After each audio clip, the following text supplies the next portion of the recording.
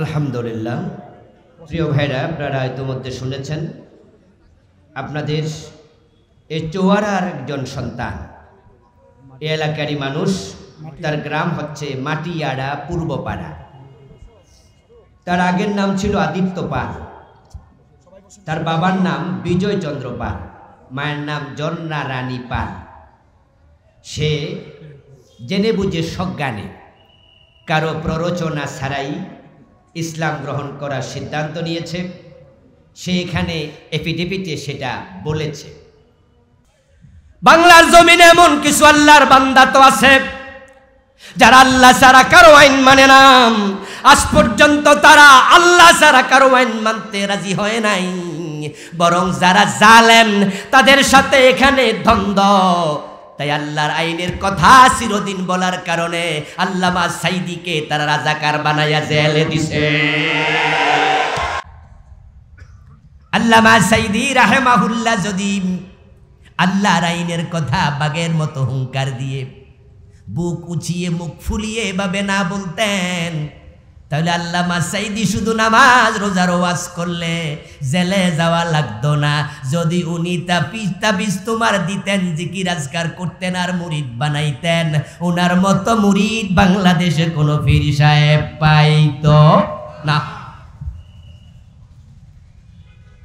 যে 11 জন নেতাকে তারা ফাঁসি দিল, মতিউর রহমান নিজামী রাহেমাহুল্লাহর মতো কত বড় মুহাক্কিক আলেম কল্পনা করতে পারবেন না। উনাকে তো আমরা চিনি একজন রাজনীতিবিদ, অমুক দলের আমির। যারা উনার সমসাময়িক আছে, আমি অনেকের মুখ থেকে শুনেছি মতিউর রহমান নিজামী রাহেমাহুল্লাহ জের জবর সারা যখন হাদিস পড়তো, কিতাব থেকে অনর্গল পড়তো, হরকতে কোথাও ভুল হতো। 1 ক্লাস মুহাদ্দিস ছিলেন, আল্লাহর কত বড় মুত্তাকি বান্দা ছিলেন। মন্ত্রী হওয়ার পরে 5টা বছরে 2টা মন্ত্রণালয় চালাইছে, 1 টাকা দুর্নীতির কোনো অভিযোগ নাই। আপনি কি ভাবছেন উনি রাজাকার তাই জেলে দিছে, উনি যুদ্ধাপরাধী তাই ফাঁসি দিছে? এইটা যারা ভাবে তারাও জালেম, তারাও জালেম। বরং জালেমরা শুধু আল্লাহর আইনের পক্ষে থাকার কারণে দিল্লির প্রেসক্রিপশন অনুযায়ী লোকগুলোকে ফাঁসিতে ঝুলাইছে।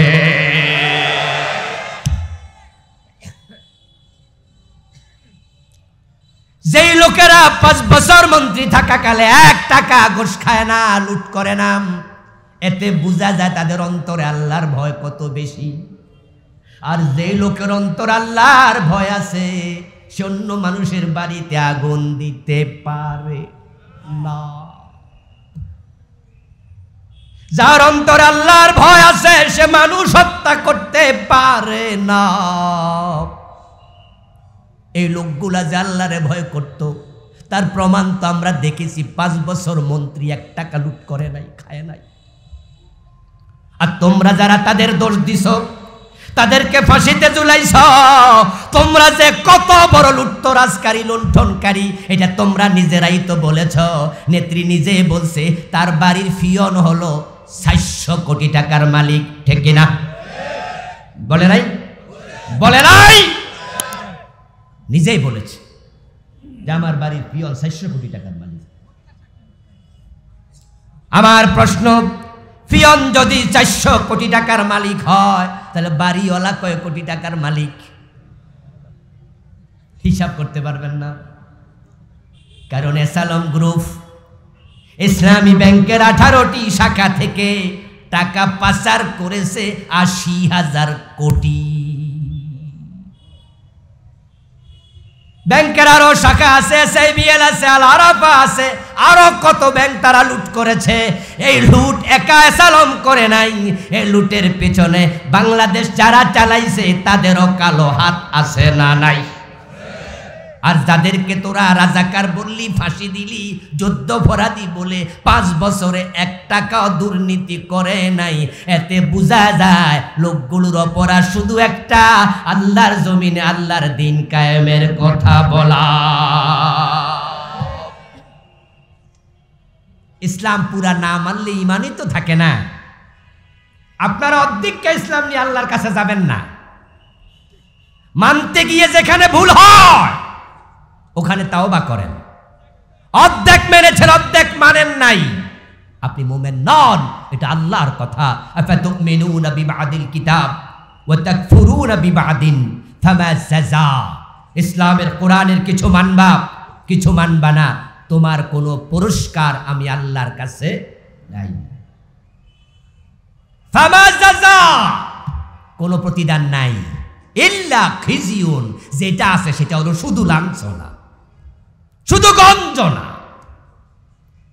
আসলে তো তাই তো হয়।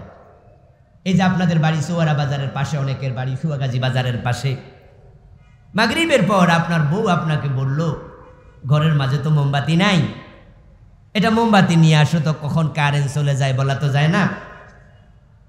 আপনি মোমবাতি কিনবেন মাত্র 10 টাকা দাম, কিন্তু ড্রয়ারটা টান দিয়ে দেখেন আলমারির 1000 টাকার একটা নোট আছে। এই 1000 টাকার নোট দেখে আপনি চিন্তায় পড়লেন যে বুড়া মানুষ, 10 টাকার মোমবাতির জন্য 1000 টাকার নোট নিয়ে বাজারে যাবো, এই টাকা যদি হারাইয়া যায় বিশাল লস। যদি আবার পকেট থেকে পকেট মার নিয়ে যায় আমি বুড়া মানুষ, তাহলে তো বিশাল সমস্যা। কি করি, টাকা ছাড়া গেলে তো মোমবাতিও দেবে না, আবার 1000 টাকা নেয়ার মাঝেও তো রিক্স আছে, আহারে বাংতি নাই, কি করি কি করি। হঠাৎ মাথায় বুদ্ধি আসলো, মাঝখানে সিরালাই। আপনি নিজের বুদ্ধি মতো মাঝখান দিয়া ছিনলেন, সিরা 500 টাকা ডয়ারে রাইখা তালা লাগাইয়া মনে মনে ভাবলেন এটা যদি হারাইয়া যায় তাহলে কমপক্ষে 500 তো বাঁচলো। এ চিন্তা করে আপনি বাজারে গেলেন। সোয়ারা বাজার যাইয়া দোকানদারের কাছে অর্ধেকটা নোটটা দিয়া আপনি বললেন যে ভাতিজা 10 টাকার মোমবাতি দাও, 490 টাকা ফিরাই দাও। দেবে তো? চুপ করে থাকেন না, কথা বলতে হবে। দেবে তো?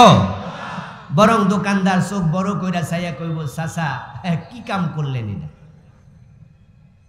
তা আপনি বললেন যে চালাকি করো না মিয়া, আমি কম বুঝি না, তোমার বুঝ আমার লাগবো না, আমি কি কাম করছি তোমার দরকার আছে? আনছি টাকা, অর্ধেকটা রাখো, 490 ফিরাই দাও, 10 টাকার মোমবাতি। দোকানদার উল্টা ধমক দিয়ে বলবে, পাগল হয়েছেন যে চাচি জানেনি। আপনারে পাগল বলার সম্ভাবনা আছে না নাই?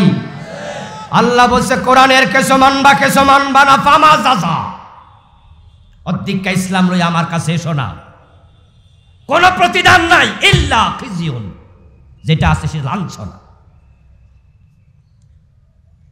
ওয়া ইয়াউমাল কিয়ামাতি ইউরাদ্দুনা ইলা আশাদ্দিল আযাব। আর অর্ধেক যারা মানবা, অর্ধেক মানবা না, কিয়ামতের দিন কঠিন আযাবের দিকে ধাক্কা মেরে ফালাই দিমু। তাহলে এখন উপায় কি? উপায় হলো জান্নাতে যাওয়ার জন্য পুরা মানা লাগবে ইসলাম। উদখুলু ফিস সিলমি কাফা, ইসলামে পুরা ঢোকো। যখন এলাকায় মশার উপদ্রব বেড়ে যায় তখন আমরা মশা থেকে বাঁচার জন্য মশারি টানাই। আচ্ছা, মশারি টানানোর পরে আপনি মশারির ভিতরে ঢুকলেন, দুইটা আপনার মাথা, আপনার পেট, আপনার পিঠ, আপনার 2 পা মশারির ভিতরে দিয়া শুধু হাতটা মশারির বাহিরে রাইকা ঘুমাই গেলেন। এলাকার মশারা কি বেজান না খুশি? কিরে ভাই, কথা কি বুঝে যায় না? এলাকার মশারা কি বেজান না খুশি? বরং মশারা বলবে যে আমাদের অতটুকু হলেও চলে।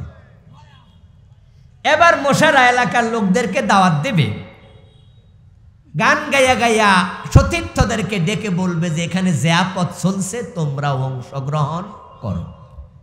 এবার বলুন তো, আপনার হাতের মাঝে যদি মশা হুল বসা, ডেঙ্গু মশা আছে, কলেরার জীবাণুবাহী মশা আছে, আরো কত ম্যালেরিয়ার মশা আছে, ওটা যদি হাতে জীবাণু দেয় আপনার বাকি অংশে ট্রান্সফার হওয়ার সম্ভাবনা আছে কি না?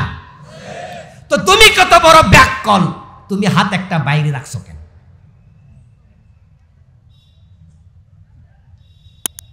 আল্লাহর জান্নাতে যাওয়ার জন্য ইসলামে ঢুকলেন, ঢোকার পরে আবার কিছু মানেন না, আপনি কত বড় ব্যাককল। কাদিয়ানি একটা মানলো না, ঈমান শেষ। ইবলিস শয়তান একটা মানলো না, তার ঈমান শেষ। আর আপনি গোসল সকালবেলায় ঘুম থেকে উঠে অজু করে নামাজে দাঁড়ায় ইবলিসে গালাগালি শুরু করেন। নামাজে দাঁড়ায় এই তো বলেন আউযু বিল্লাহি মিনাশ শাইতানির রাজিম, ও আমার রব আল্লাহ, তোমার কাছে অভিশপ্ত ইবলিস থেকে আমি ফানা চাই। ইবলিস পাশে খাড়াইয়া কয় আমারে গাইল্লায় কেডারে, কে আমার অভিশপ্ত বলল? আমি যদি আমার রবের একটা আইন না মাইনা অভিশপ্ত হই, তোরা তো ডজন ডজন মানুষ না, এই তো তোর পকেটে গোশের টাকা আছে, তোর গায়ের জামার মাঝে সুদের টাকা আছে, যে জানা মাঝে খাড়াইয়া নামাজ ফরজ, এটাও তো মালে বেজাল দিয়া কিনছ, ঠিক কিনা? বেটা তোর ফেটে হারাম, তোর গায়ে হারাম, তোর রক্তে হারাম, তুই খাস হারাম, তুই বইন ঠকাস, বাই ঠকাস, তুই সুদ খাস। হাদিসে পাওয়া যায় লির রিবা 73 বাবান আইসারুহা ইয়ানকিহুর রাজুলু উম্মা, সুদ খেলে 73টা গুনাহ হয়, সবচেয়ে ছোট গুনাহ নিজের মায়ের সাথে জিনা। আর তুই বেটা আমারে কথা, আমি অভিশপ্ত শয়তান। আপনি যখন আউযুবিল্লাহ পড়েন, অভিশপ্ত শয়তান কোন, শয়তান খুব রাইগা যায়, পারলে ফিডাই তো আপনার। আল্লাহ সে ক্ষমতা দেয়নি। আমাদের অবস্থা হয়ে গেছে ঠিক তাই, চালুনি সুয়ের দোষ ধরে। চালুনি যেটা দিয়ে সেকে আমরা পিঠা বানাই না, চাল গুঁড়া কইরা, ওটার মাঝে ছিদ্রের অভাব নাই, ওই চালুনি সুইরে জিগা তোর পিছনে ছিদ্র কেন? তখন আবার সুই কই কি জবাব দিব নিজেও বুঝি না, তোর তো পুরা গায়ে ছিদ্র। ইসলাম পরিপূর্ণ মানার নিয়তে এগিয়ে আসুন। এশারের আজান হয়ে যাচ্ছে, আমরা সামনে আগাবো না, ইনশাআল্লাহ নামাজের পরে আলোচনা ধারাবাহিক চলবে। আজকের মতো এখানে শেষ করছি। আল্লাহ আমাদের পরিপূর্ণ ইসলাম মেনে চলার তৌফিক দাও, যেখানে ভুল হয় তওবা করার তৌফিক দাও, বলেন আমিন। প্রিয় ভাইয়েরা, কি মুসলমান হইছে না হবে? হয়ে গেছে। একজন ভাই এফিডেভিট করে আসছে, একজন ভাই কালেমা পড়বে, আপনারা একটু বসুন। আমরা একজন ভাইকে কালেমা পড়াবো, তিনি অমুসলিম ছিলেন, হিন্দু, তারপরে আমরা একসাথে যাব। বসুন প্লিজ। সম্মানিত উপস্থিতি, তাওহীদ মুসলিম জনতা, দীর্ঘ প্রায় 1 ঘন্টা আমাদের উদ্দেশ্যে মহাগ্রন্থ আল কোরআন থেকে সারগর্ভকে কালাম মুবারক আজকে প্রধান মুফাসসির হাদিস আমাদের মাটিয়ালা পূর্বপাড়া বাজার সদর দক্ষিণ কুমিল্লা, সেই আমাদের কুমিল্লার ম্যাজিস্ট্রেট করে এফিডেভিট করে আসছে। তার প্রথমের নাম দিয়েছে মোহাম্মদ আব্দুল্লাহ, পূর্বের নাম ছিল আদিত্য পাল, পিতা বিজয় চন্দ্র পাল, মাতা জর্না রানী পাল, শান মাটিরা পূর্ব, পোস্ট বাজার জোড়া। তাকে আজকে কালেমা দিয়ে শাহাদাত আজকে পাঠ করবেন আজকে প্রধান মুফাসসির ডক্টর আল্লামা আবুল কালাম আজাদ হাসান। ওনাকে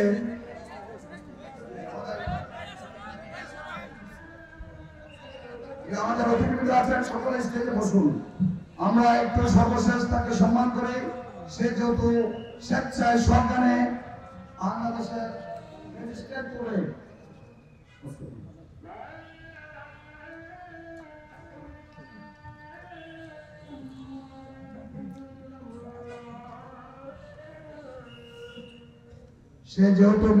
কোর্টে এফিডেভিট করে আসছে বাংলাদেশের রাষ্ট্র আইনে, আমরা তাকে ইসলাম গ্রহণ করার জন্য আমরা সহযোগিতা করব এবং তাকে সার্বিক সহযোগিতা করব।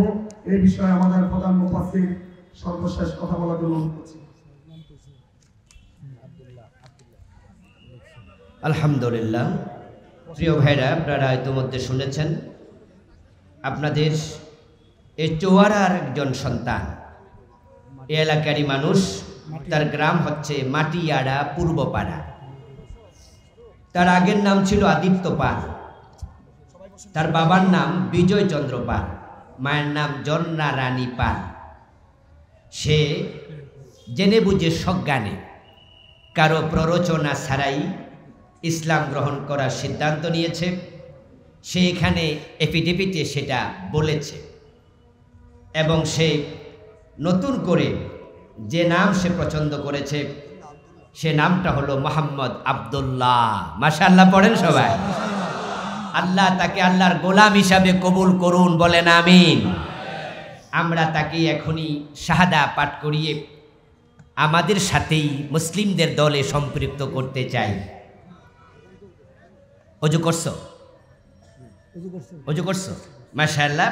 তাহলে তুমি আমার সাথে পড়ো, আপনারাও পড়তে পারেন। প্রিয় নবীজি বলছে জাদ্দিদু ঈমানাকুম বিকাউলি লা ইলাহা ইল্লাল্লাহ, যে তোমরা মুসলমানেরাও বারবার কালেমা পড়ে তোমাদের ঈমানকে নতুন করো, নবায়ন করো। ওর সাথে আমরাও পড়তে পারি, পড়ো আশহাদু আল্লা ইলাহা ইল্লাল্লাহু ওয়াহদাহু লা শারীকা লাহু ওয়া আশহাদু আন্না মুহাম্মাদান আবদুহু ওয়া রাসূলুহু লা ইলাহা ইল্লাল্লাহু মুহাম্মাদুর রাসূলুল্লাহ। আমি সাক্ষ্য দিচ্ছি আল্লাহ ছাড়া কোনো ইলাহ নাই। আমি আরো সাক্ষ্য দিচ্ছি নিশ্চয়ই মুহাম্মদ আল্লাহ বান্দা ও রাসূল। মাশাআল্লাহ, এই ভাইটি এখন কালেমা পড়ল, কালেমা পড়ে সে এখন ইসলামের ভিতরে এসে গেল।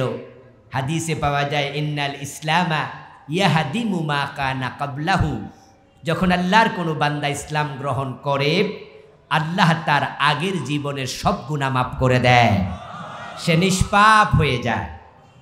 আপনাদের এলাকারই ছেলে, আপনাদের পরিচিত, একবারে কাছের লোক। এখন থেকে সুখে দুঃখে আমরা তার অংশীদার হব, তাকে আমাদের ভাই হিসাবে গ্রহণ করব, ঠিক আছে? আপনাদের সবার পক্ষ থেকে আমি তার সাথে বুক মিলিয়ে নিচ্ছি, মুসাফা করছি। আপনারাও সুযোগ সুবিধা মতো তার সাথে মিলিত হবেন, কাছে টানবেন। তাকে অনুরোধ করব এখন থেকে 5 ওয়াক্ত নামাজ পড়তে হবে, এবং মুসলমান হওয়ার আগেই কিন্তু দাড়ি রেখে দিছে, মাশাআল্লাহ। এটা আরেকটা ভালো দিক, এফিডেভিট থেকেই দাড়ি রেখে দিয়েছে, মাশাআল্লাহ। কোরআন শরীফ পড়তে হবে এবং আমাদের সাইফুল ভাইদের সাথে ইসলাম প্র্যাকটিস করার জন্য একসাথে থাকতে হবে, ঠিক আছে? কিভাবে দিন মানা লাগে ওনাদের সাথে চলে দিন মেনে চলতে হবে। আমি ভাইয়ের সাথে কোলাকুলি করছি। আরেকটি কথা বলছি, আমার লেখা 8টি বই আছে। আমার গাড়িটা এখানে আছে, শিরকের উপরে, বিদাতের উপরে, পরকালের উপরে বিভিন্ন বই লিখেছি। এবার নতুন লিখেছি একটা রাসূলুল্লাহর জীবনীর উপরে, যেমন ছিলেন প্রিয় রাসূল সাল্লাল্লাহু আলাইহি সাল্লাম।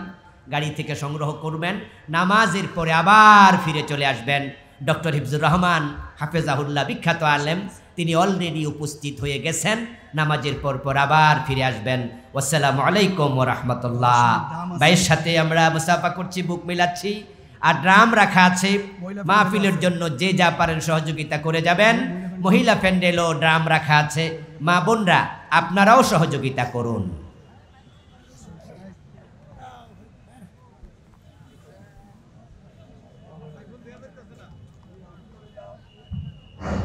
আলহামদুলিল্লাহ, মারহাবা। আমরা আমাদের নবী মুসলিমকে আব্দুল্লাহকে আমরা আলিঙ্গন করার মাধ্যমে সকলের পক্ষ থেকে আজকের প্রধান মুফাসসির ওনাকে বুকে নিয়ে আলিঙ্গন করেছেন।